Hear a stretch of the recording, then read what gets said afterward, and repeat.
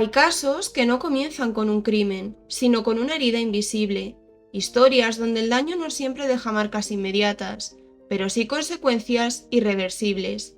Antonia Barra tenía 21 años, era estudiante, hija, amiga, una joven con proyectos, con una vida por delante que se fue apagando poco a poco después de una agresión sexual, que según su entorno nunca logró superar.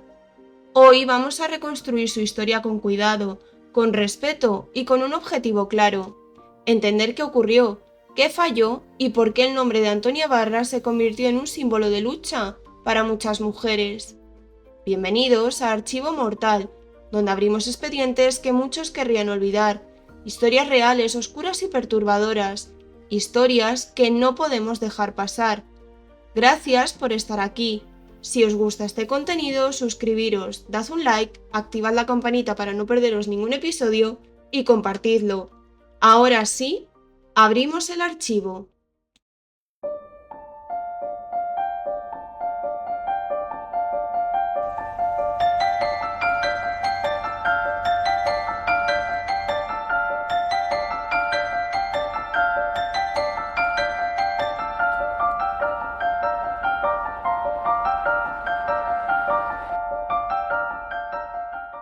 Para comenzar el caso, debemos situarnos en la ciudad de Temuco, en Chile.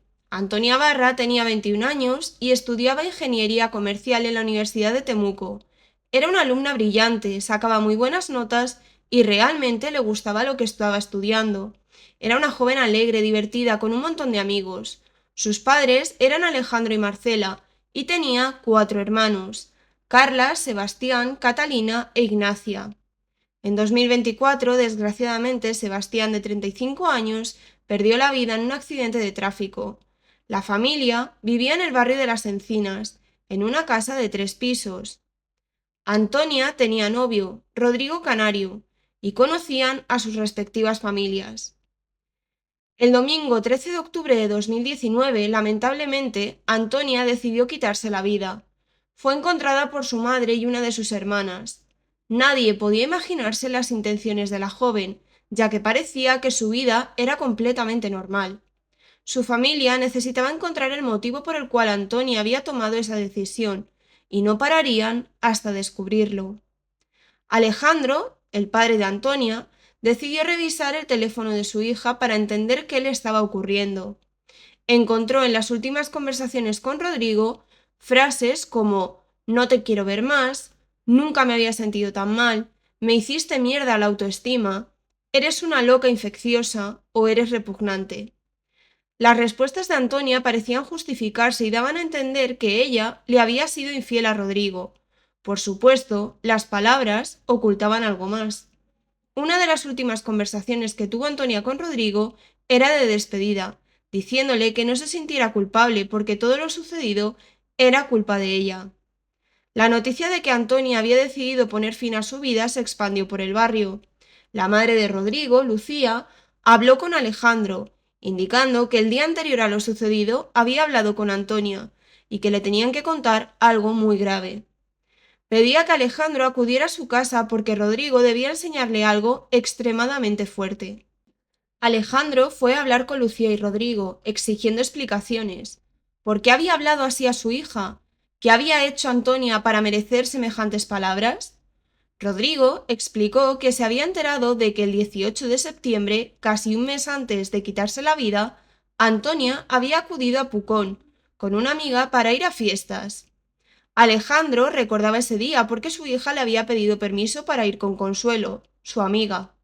Consuelo tenía casa allí e iban a ir con otros amigos a divertirse. Rodrigo no iba a acudir a esa salida. Pocos días antes de quitarse la vida, Carla Pinedo, amiga en común de la pareja, le contó a Rodrigo que Antonia le había sido infiel con un joven durante la salida de septiembre. Carla se había enterado porque Martín Praderas era amigo del novio y le había contado que había mantenido relaciones con Antonia. Al enterarse, Rodrigo le escribió los mensajes que ya mencionamos. Antonia llamó para dar explicaciones y Rodrigo decidió grabar la conversación. En la grabación, Antonia apenas podía hablar. Lloraba y daba a entender que ese chico se había sobrepasado con ella y que se sentía sucia. Quiso explicarle a Rodrigo lo sucedido con Martín Pradenas, pero él no la creyó, pensando que había sido una infidelidad, ya que pensaba que si había sido una agresión, lo hubiese denunciado.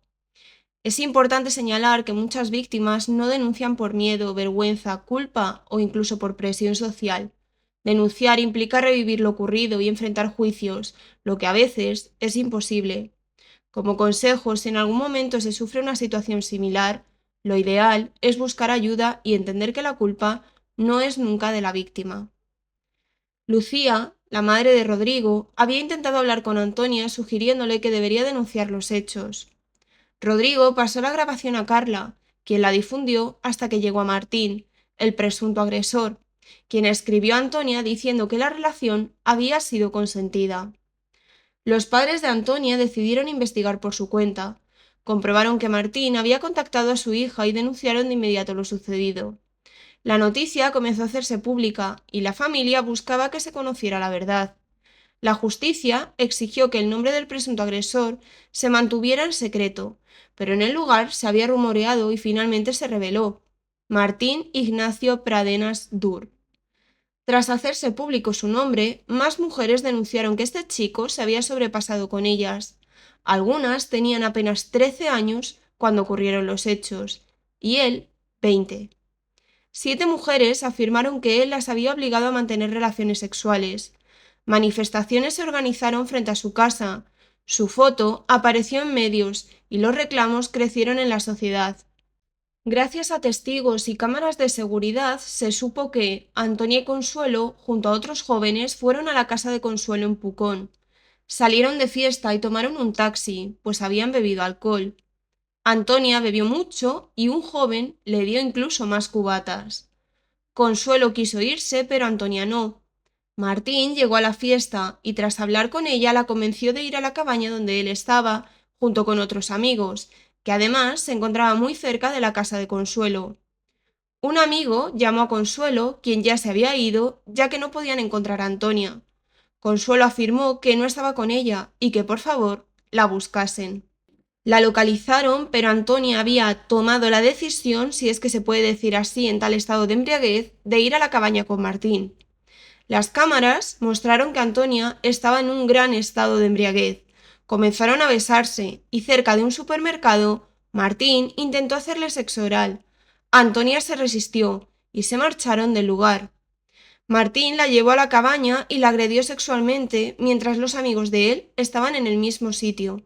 Indicar que eran todo hombres menos una joven, la cual después testificaría. Probablemente Antonia se quedó dormida a causa del alcohol. Al despertar intentó comunicarse con un amigo sin éxito y envió un audio a Consuelo en el que apenas se entendía una palabra. Su amiga la llamó y ella mencionó que se habían sobrepasado con ella. Consuelo le pidió que mandase su ubicación. Fue a recogerla y se la llevó a un lugar seguro. Antonia llevaba una sudadera de Martín, quien estaba desnudo. La idea de Consuelo era plantar cara a quien había abusado de su amiga, pero probablemente al encontrarse con tantos chicos, decidió simplemente llevarse a su amiga de allí. Antonia no quiso denunciar inicialmente y solo quería superar lo sucedido. No paraba de llorar y sus amigos la invitaban a denunciar. Los vídeos de seguridad se difundieron editados. Cuando la noticia vio la luz, Martín dio un comunicado diciendo que los vídeos estaban manipulados y que él salía desfavorecido. La sociedad reaccionó con manifestaciones y presión mediática. El juez inicialmente contempló prisión domiciliaria, pero Martín fue internado a la espera de juicio. El 14 de junio de 2022 se hizo el primer juicio contra este chico. Fue sentenciado a 20 años por 7 delitos sexuales el 26 de agosto de ese mismo año. El juicio fue anulado por presunta imparcialidad, ya que el juez que llevó el caso compartió fotos de Martín Pradenas al grito de monstruo. Se hizo un segundo juicio que tuvo lugar el 28 de julio de 2023 y Martín fue condenado a 17 años de prisión. En honor a Antonia, Chile aprobó la Ley Antonia, que incluye protección de los derechos de las víctimas de delitos sexuales, asegurando dignidad, intimidad e integridad. Prevención de revictimización durante interrogatorios y procedimientos. ampliación de los plazos de prescripción para delitos sexuales contra adultos, reconocimiento legal del daño psicológico, y por primera vez en Chile se tipificó la inducción al quitarse la vida en contexto de violencia de género. La historia de Antonia Barra no termina con su muerte, continúa en cada pregunta sin responder, en cada proceso judicial lento y en cada mujer que reconoce su propio dolor. Antonia no murió solo por lo que le hicieron, sino también por la culpa impuesta, el juicio social, la falta de contención y un sistema que muchas veces no protege a quienes más lo necesitan. Recordarla no es simbólico, es exigir responsabilidad, nombrar la violencia por lo que es y no permitir que el silencio vuelva a ganar. Antonia tenía nombre, sueños y derecho a vivir. Su historia merece ser contada con verdad, sin morbo y sin olvido. Si este caso te ha impactado, te invito a seguir el canal, compartir este episodio y dejar tu opinión, siempre desde el respeto, por supuesto. Me ayuda muchísimo a seguir investigando y dándole voz a otras historias.